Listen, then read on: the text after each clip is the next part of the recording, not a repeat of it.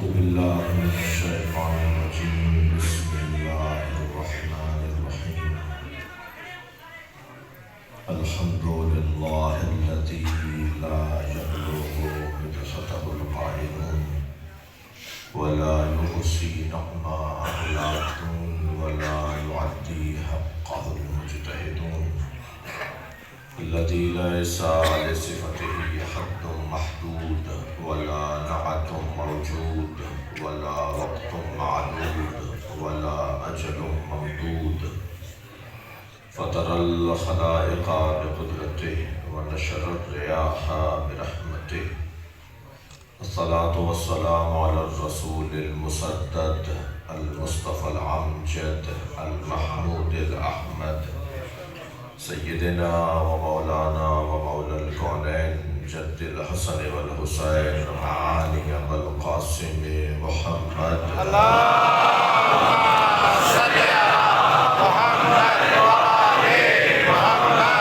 وآله الطيبين الطاهرين المعصومين الذين قال الله إنما يريد الله ليذهب عنكم الرجس أهل البيت ويطهركم تطهيرا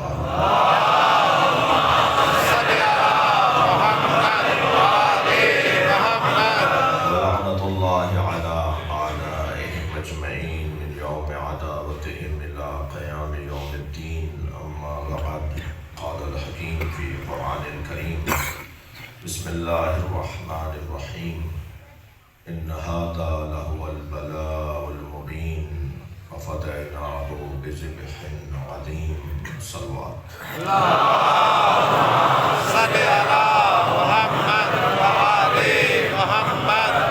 حاضرین مجلس کے مرحومین ظاہر امام حسین الطاف حسین مرحوم بانیان مجلس کے مرحومین شیخ حضران کے مرحومین مولانا عابد قمری صاحب مولانا سید محمد النقوی اس شہر کے تمام سنی شیعہ مرحومین کی مغفرت کے لیے بلند تر صلوات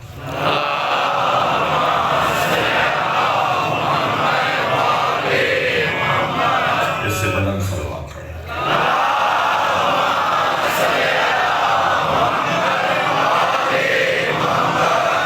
سورہ مبارکہ صافات کی 2 آیتیں پڑھی ہیں اور ان دونوں آیات کا تعلق حضرت ابراہیم کی قربانیوں سے ہے تاریخ ابدیت میں سب سے زیادہ بڑی قربانی حضرت ابراہیم کی ہے انبیاء کرام میں جسے اللہ نے نبوت و رسالت کے بعد امامت بھی عطا کی ہے وہ حضرت ابراہیم کی ذات ہے اور اللہ کا تو کسی سے نہ پڑوس ہے نہ رشتہ داری پڑوس کی بنیاد پر اور رشتہ داری کے بنیاد پر استثناء لگایا جاتا ہے اللہ کا کسی سے کوئی پڑوس نہیں ہے اس لیے کہ اللہ کا جسم نہیں ہے اور جس کا جسم نہ ہو اس کا مکان نہیں ہوتا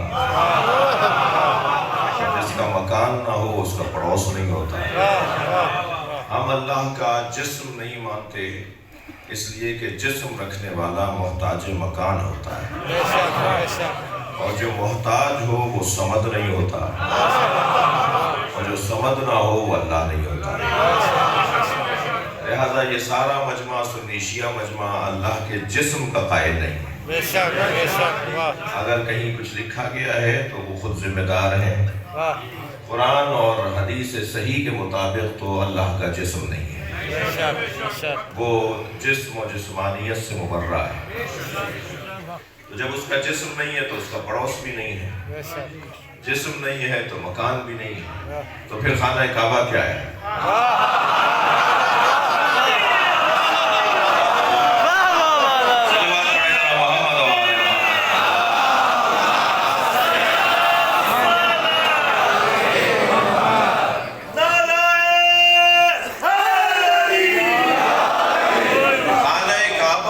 اللہ نہیں رہتا ہاں خانہ کعبہ میں اللہ رہتا ہے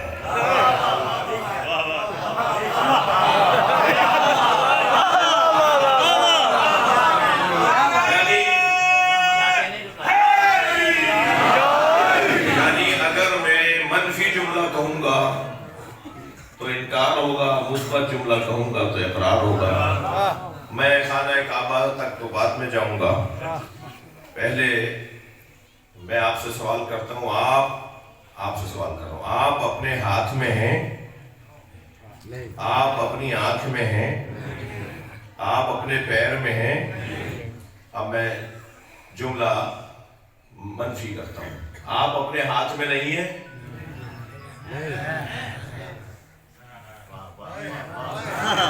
भाई थोड़ा सा फलसफा सुन लीजिए ना मुझसे। आप अगर मैं कहता हूँ आप अपने हाथ में है, इसका मतलब है पैर में नहीं है, तो आप कहेंगे नहीं।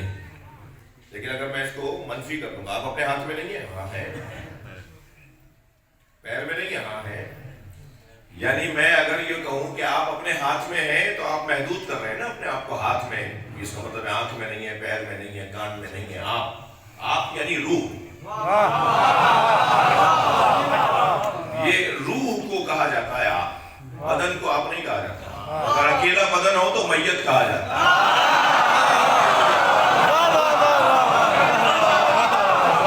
यानी मौतबर तरीन शख्स भी जो सारी दुनिया अल्लामा, आयतुल्लाह, मुफ्ती आजम के नाम के साथ पुकारा जाता हो, जैसे ही उसकी रूह उसके बदन से निकली तो ये नहीं कहा जाएगा कि मुफ्ती आजम फलां का जनाजा, कहा जाएगा जनाजा।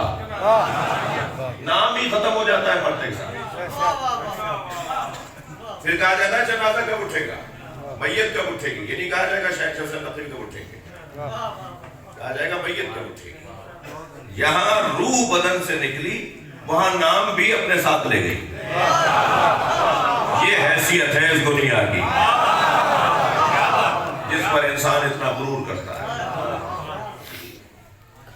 मैं कहूं कि आप अपने हाथ में हैं, तो आप अपने हाथ में हैं का जवाब मनफी आएगा। लेकिन अगर मैं इसको मनफी कर लूं जुमले को, तो आप उस पर जवाब देंगे आप अपने हाथ में नहीं, यहाँ है। जब मैं अपना 6 फीट का बदन नहीं समझ पा रहा तो चला हूं अल्लाह को समझने के लिए। इसीलिए मौला अली ने 1400 साल पहले कहा, मन अरफा नफ्सा फकत अरफा रब्बा। जिसने अपने आप को पहचान लिया उसने अपने रब को पहचान लिया। कितना मुश्किल है ये इंसान जो अपने आप को ही नहीं जानता। मेरे बच्चों जवानों, हम सारी दुनिया को जानते हैं। चांद सूरज हमारे कंट्रोल में, तमाम तर सैयारे हमारी कंट्रोल में, जमीन पर तो हमने क्या कुछ नहीं कर दिया, लेकिन सब कुछ हमारे हाथ में है, हम अपने हाथ में नहीं। इंसान खुद अपने हाथ में नहीं। ये मजहूल तरीन मखलूक है जैसे इंसान का है, इसको पहचानना बहुत मुश्किल है। रोजाना रंग बदलता है, रोजाना ढंग बदलता है, रोजाना दर बदलता है, रोजाना अकीदा बदलता है।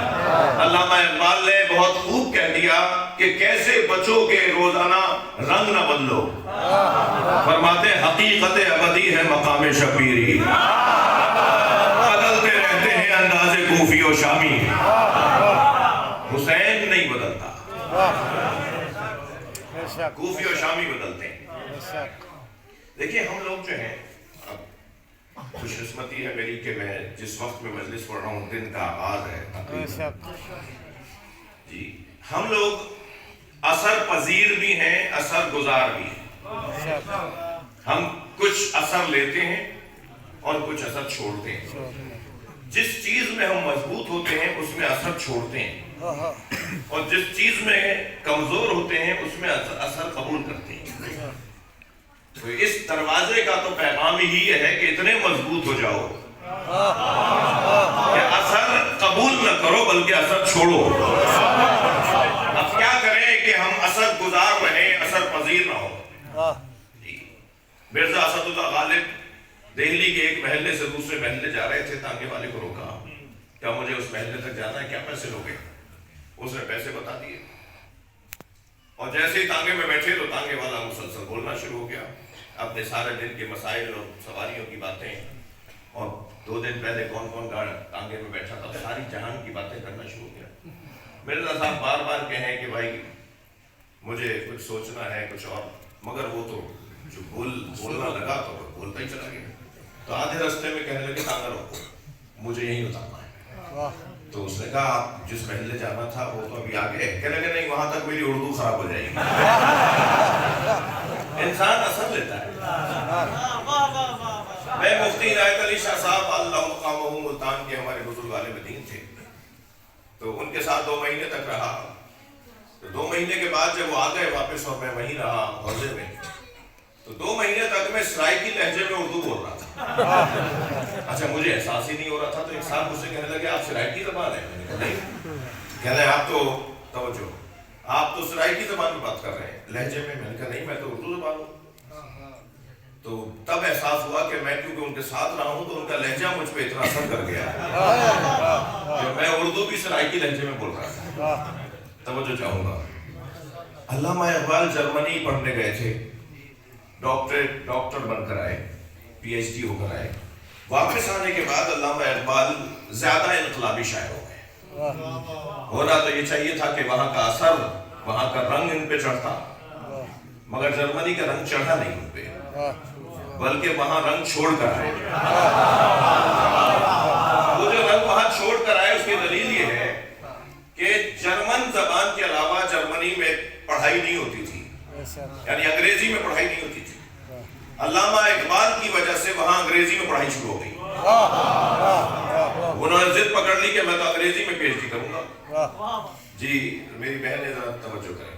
انہوں نے ضد پکڑ لی کہ میں تو انگریزی میں پی ایچ ڈی کروں گا, اور پھر آخر منوا کر چھوڑا انہوں نے کہ انگریزی زبان میں ہی تعلیم ہو. تو اثر چھوڑ کر آئے, اثر لے کر نہیں آئے. جی علامہ اقبال جو اثر گزار رہے, اثر پذیر نہیں ہوئے, تو کیا نسخہ تھا ان کے پاس, کیا فارمولہ تھا؟ وہ ایک زبان کہتے ہیں کیا گیدڑ سنگی تھی, کیا چیز تھی ان کے پاس جس کی وجہ سے وہ اثر گزار رہے, اثر پذیر نہیں ہوئے. اب انہوں نے ہی اپنے 2 مصروں میں ہمیں نسخہ دیا ہے. وہ کہتے ہیں خیرہ نہ کر سکا مجھے جلوے دانش فرنگ. وہی چیچے وطنی پرانا شہر ہے. خیرہ نہ کر سکا مجھے جلوے دانش فرنگ, یعنی یورپ کا جو جلوہ اور تجلیاں تھیں, وہاں کی جو ماحول تھا اس سے میں خیرہ نہیں ہو سکا. میری آنکھیں پھٹی نہیں, میں متاثر نہیں ہوا ان سے. خیرہ نہ کر سکا مجھے جلوے دانش فرنگ, سرما ہے میری آنکھ کا خاک مدینہ و نجف. صلوات پڑھے محمد و آل محمد.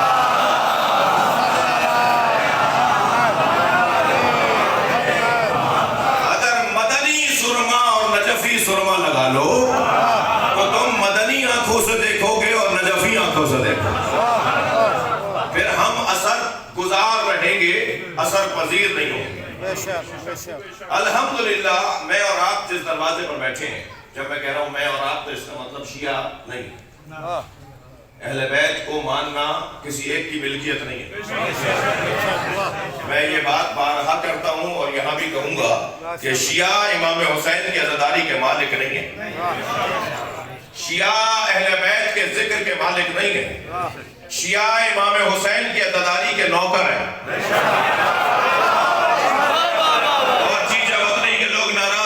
شیعہ امام حسین کی عزاداری کے نوکر ہیں اور نوکروں کو اپنی اوقات میں رہنا چاہیے.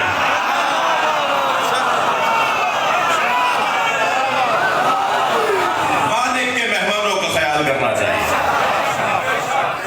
جو بھی اہل بیت کے نام سے منسوب ادارے میں, امام بارگاہ میں, مسجد میں, حرم میں روزے پر جا رہا ہے, وہ اہل بیت کے ذکر کا مہمان ہے. لہذا ہم جتنے بھی لوگ ہیں ہم سب اثر گزار رہیں دوسروں پر اور اثر پذیر رہیں انبیاء, اولیاء اور ائمہ. جتنی دیر کے لیے مجلس ہو رہی ہے, میرا بھائی مجھ سے پہلے پڑھ رہے تھے, ان سے پہلے بھی یقیناً پڑھائی ہوئی, میرے بعد بھی ممکن ہے پڑھائی جاری رہے. جتنی دیر تک ہم مجلس میں رہیں گے اتنی دیر تک, حتیٰ جتنی دیر ہم نماز پڑھتے ہیں اتنی دیر تک ہم عصر مصطفیٰ میں چلے جاتے ہیں. جی یہ 2 رکعت نماز فجر نہیں ہے, عصر مصطفیٰ کا دیدار ہے. یہ جب حج میں جاتے ہیں یہ ہم عصر مصطفیٰ میں چلے جاتے ہیں. یہ مجلس اس لیے کی جا رہی ہے کہ ذکر صرف اور صرف قرآن اور حدیث کا ہو رہا ہے، مفاہیم قرآنی کا ہو رہا ہے، پیغامات حدیث کا ہو رہا ہے، انبیاء کرام ائمہ اہل بیت سرکار دو جہاں کا ذکر ہو رہا ہے، تو ہم اتنی دیر تک ہمارا ذہن عصر مصطفیٰ میں رہتا ہے۔ جب پاکستان بننے کو تیار ہو گیا تو کچھ لوگوں کو خیال آیا کہ قائد اعظم شیعہ ہیں، تو قائد اعظم کے پاس چلے گئے کہ آپ شیعہ ہیں؟ تو قائد اعظم نے بے ساختہ کہا میں عصر مصطفیٰ کا مسلمان ہوں۔ یہ جو عصر مصطفیٰ میں ہم پلٹتے ہیں تو ہم گویا سالم زمانے میں پلٹتے ہیں، عصر وحی میں پلٹتے ہیں، عصر نص میں پلٹتے ہیں، فرشتوں کے اترنے کے زمانے میں پلٹتے ہیں، تو اور سالم ترین دور ہمیں نصیب ہو جاتا ہے۔ یہ جو ہم عصر مصطفیٰ میں پلٹ رہے ہیں، عصر نص میں پلٹ رہے ہیں، یہ ہمیں اور بہتر کرنے کے لیے، میں نے جملہ کہا کہ ہم جب نماز پڑھ رہے ہوتے ہیں تو اتنی دیر تک ہم عصر مصطفیٰ میں ہوتے ہیں۔ کیا کہا سرکار نے؟ صلو کما رأیتمونی اصلی، نماز ایسے پڑھو جیسے مجھے پڑھتے ہوئے دیکھ رہے ہو۔ یہ نہیں فرمایا صلو کما اصلی، نماز پڑھو جیسے میں پڑھ رہا ہوں، نماز پڑھو جیسے میں پڑھ رہا ہوں، یہ حدیث نہیں ہے۔ حدیث یہ ہے کہ صلو کما رأیتمونی اصلی، نماز پڑھو جیسے مجھے پڑھتے ہوئے دیکھ رہے ہو۔ یعنی نبی نماز بھی پڑھوانا چاہتے ہیں، اپنا دیدار بھی چاہتے ہیں۔ تو نہیں رہے آپ میری باتوں سے؟ بلال حبشی کہتے ہیں